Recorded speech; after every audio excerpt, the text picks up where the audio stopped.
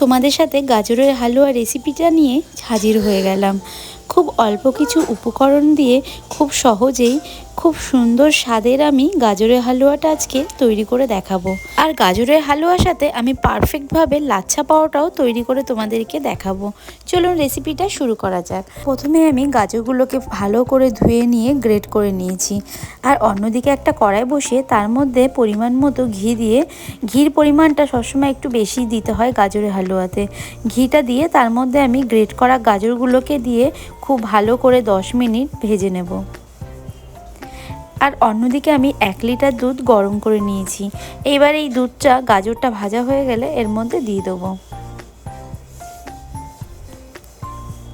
এখন গ্যাসের ফ্লেমটা লোতে রেখে সমানে নেড়ে যাব।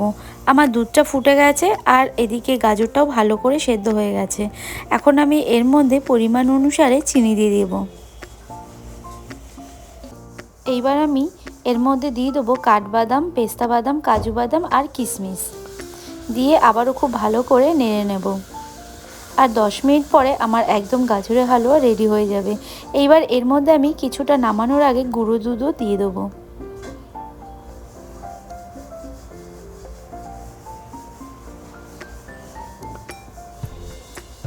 এবার 2-3 মিনিট নাড়াচাড়া করলেই আমার গাজরের হালুয়া একদম রেডি হয়ে যাবে।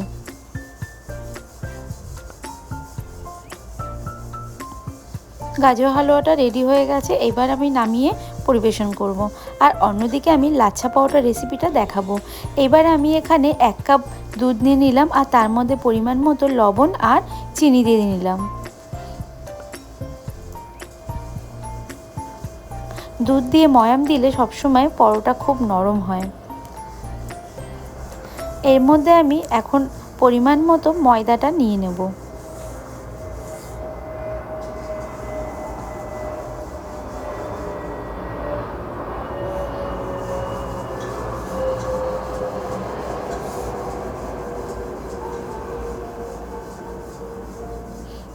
খুব ভালো করে ময়াম দেওয়া হয়ে গেছে। এখন আমি আস্তে আস্তে অল্প অল্প করে জল দিয়ে মাখিয়ে নেব। ডোটা মাখানো হয়ে গেছে।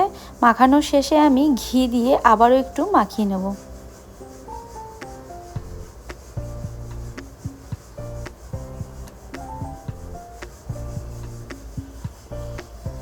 ঘি দিয়ে মাখিয়ে আমি আধ ঘন্টা রেস্টে রেখে দেবো।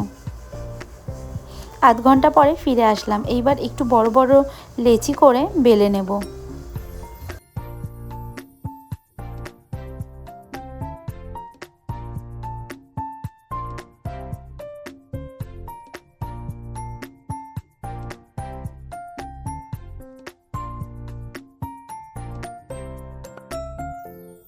বেলা হয়ে গেলে এবার এর ওপরে আমি ঘি দিয়ে নেব। আপনারা চাইলে এখানে ঘির পরিবর্তে ডালডা ঘি অথবা রিফাইন তেলও দিয়ে নিতে পারেন, তবে ঘিটা লাগালে খেতে অনেক স্বাদ আসে। আর ওপর থেকে আমি ছিটিয়ে দেবো অ্যারারুট। আপনারা চাইলে এখানে ময়দাটাও দিয়ে নিতে পারেন। তো এইবার একটা ছুরি দিয়ে আমি লম্বা লম্বা করে কেটে নেব।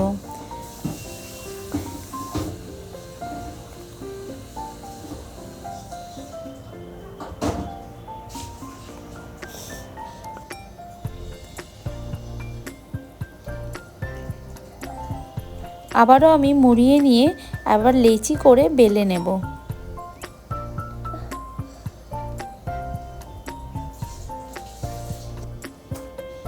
এইভাবে লাচ্ছা পাওয়াটা করলে একদম পারফেক্টভাবেই কিন্তু লাচ্ছা পাওয়াটা তৈরি হয়ে যাবে।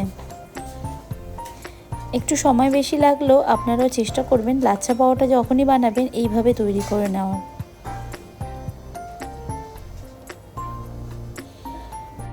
এইবার বেলে নেব।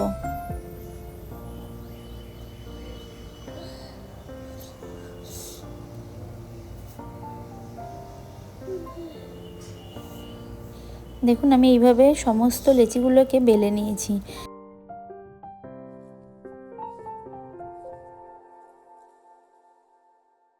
ভালো করে সেঁকা হয়ে গেলেই তেল দিয়ে নেব।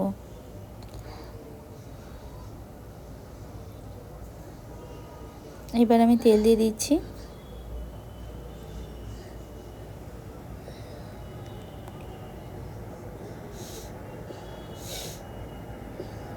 যত ভাজা কমপ্লিট হবে তখনই লেয়ারগুলো পারফেক্টভাবে বোঝা যাবে। দেখুন লেয়ারগুলো পারফেক্টভাবে এখনই বোঝা যাচ্ছে। তো রেডি হয়ে গেল আমার লাচ্ছা পাওয়াটা। দেখুন কতটা সুন্দর হয়েছে লাচ্ছা পাওয়াটা, একদম পারফেক্ট দোকানের মতনই হয়েছে। আর সঙ্গে দেখুন আমি সার্ভ করছি গাজরের হালুয়া। রেসিপিটা যদি আপনাদের ভালো লাগে অবশ্যই লাইক, কমেন্ট, শেয়ার আর সাবস্ক্রাইব করবেন। টাটা।